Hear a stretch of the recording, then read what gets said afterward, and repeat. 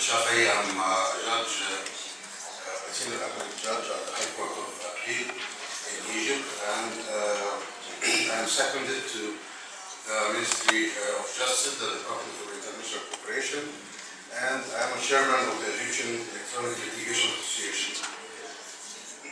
First of all, I call you to stand a minute of silence for the victims of terrorism everywhere in the world. So, would you do it? Yes, of course.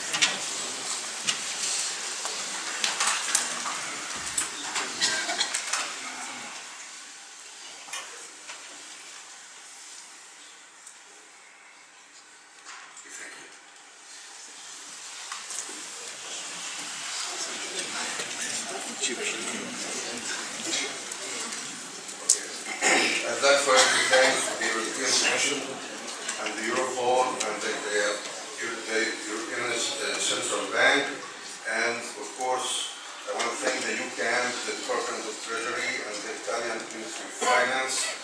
I want to also thank the Embassy of Italy in Morocco. A special thanks for our hostess, the Bank of Maghreb, in our beloved Morocco, of course. My presentation is a brief overview of the currency counterfeiting in Egyptian penal law, followed by a single example for the Egyptian judiciary judgment regarding counterfeiting of foreign currencies, followed by 7 slides showing the development of the Egyptian pound.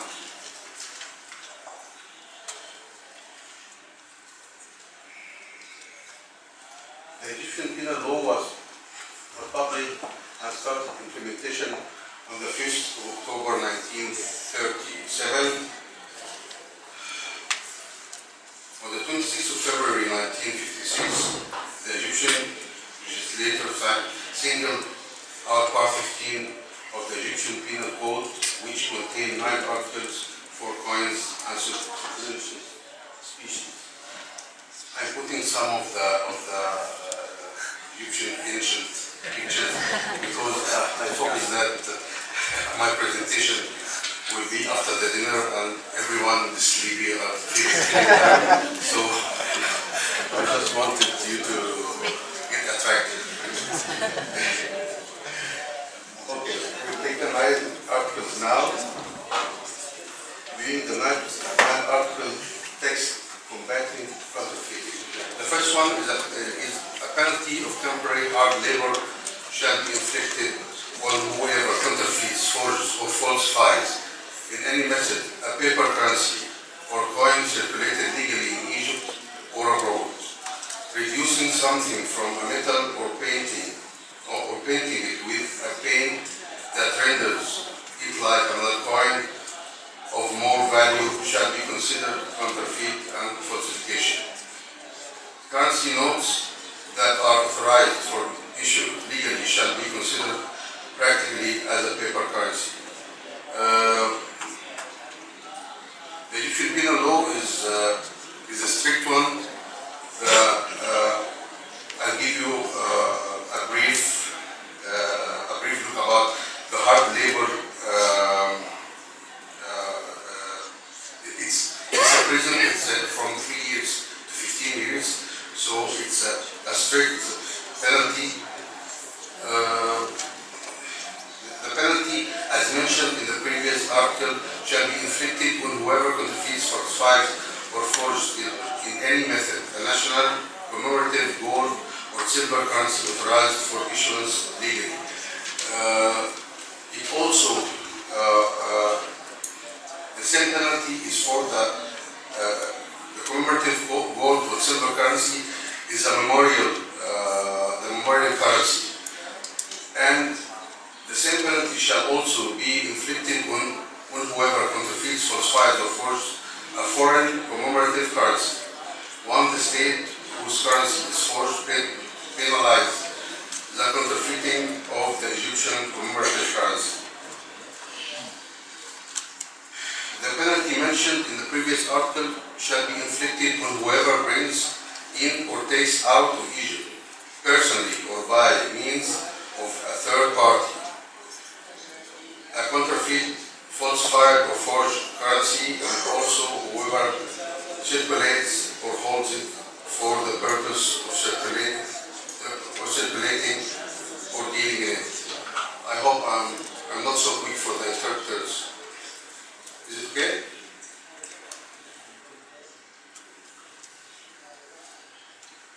And whoever wants me to tell anything about the pictures displayed will be after my presentation.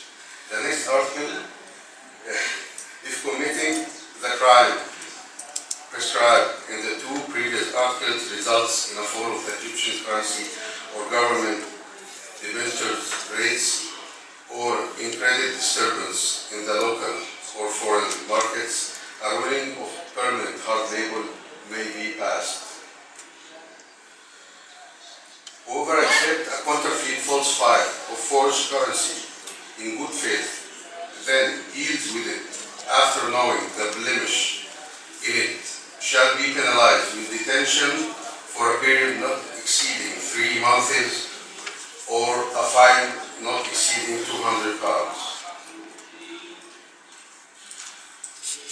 This article is a big one. It's a penalty of detention for a period not exceeding 6 months or a fine not exceeding £500 shall be inflicted when whoever makes, sells, or holds for sale or distribution purposes for cultural, scientific, industrial, or commercial ends, metal pieces, or paper similar to appearance to the currency circulated in Egypt, or the paper notes authorized for issuing illegally.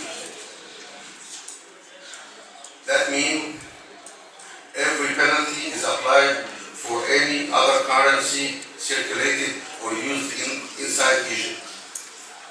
If such similarity is liable to make the public fall in error, the same penalty shall be inflicted on whoever holds, makes pictures, and publishes or uses for the aforesaid purposes, or for technical purposes, or for mere hobby pictures representing the obverse or part of the obverse of a currency note circulated in Egypt. The meaning of circulated is that any other foreign currency used inside Egypt, even for its exchange, unless they obtain from the Minister of the Interior a special license to do that, and with the restrictions as imposed therefore by the Minister. In applying the provisions of the previous two clauses, the foreign currency notes shall be considered practically as a paper currency. Whoever makes or holds without sufficient cause tools, articles, or equipment which are used in counterfeiting, forging, or falsifying the currency shall be punished with detention.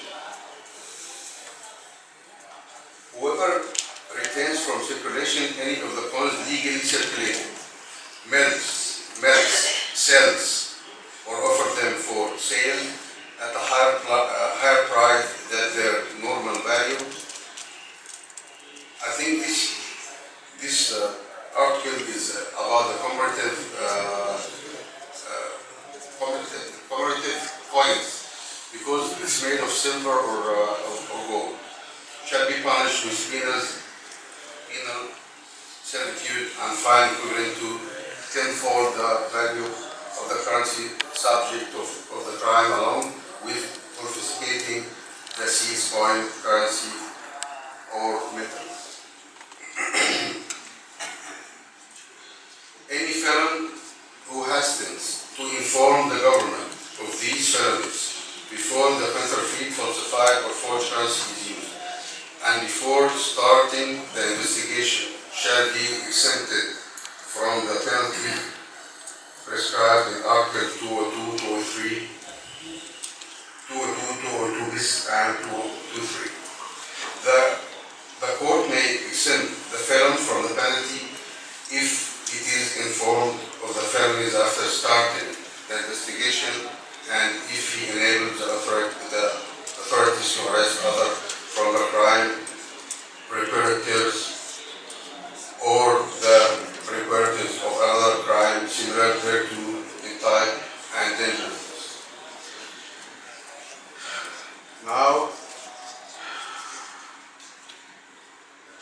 show you an example from the Egyptian Court of Appeal regarding the non-differentiation between the national and foreign currency of the Egyptian judiciary.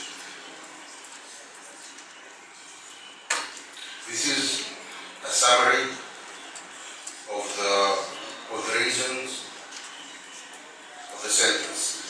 The criminal protection of the currency in the Egyptian Penal Code includes all currency types, metals and paper, whether the currency is national or foreign. This shows the international cooperation in the fight against counterfeiting and distributing forged currency, which is compatible with the Geneva Convention in 1929, which decided not to differentiate between national or forged currency in the process of protection. For this reason, the index reached this provision introduced by the amendment to Article 202 of the Penal Code, equating the law number 68 of 1956, whereby between the national currency and the foreign currency.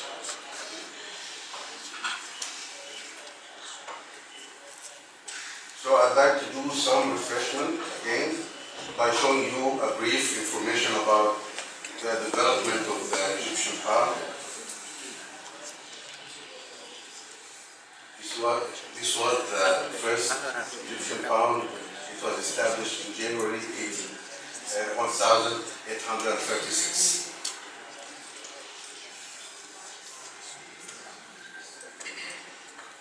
This is the first development in 1926.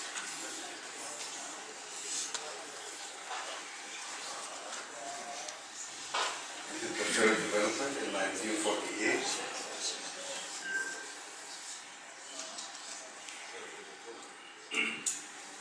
This one is in May 1951. This is the picture of King Farouk. Does anyone know about the Egyptian history? This one is 1977, recent history.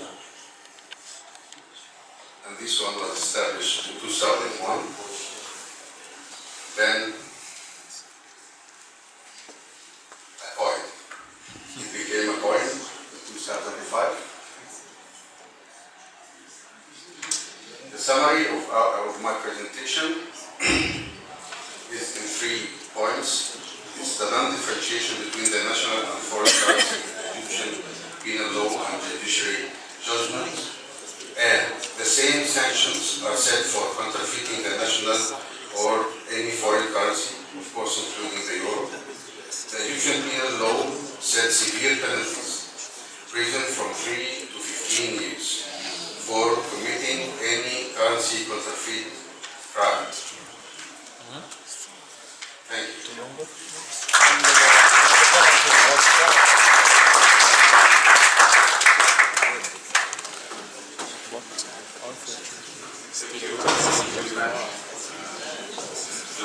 For your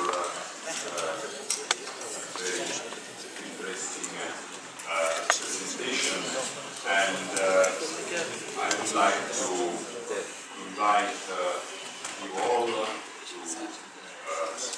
take advantage of the presence of our 3 speakers to ask any question you have regarding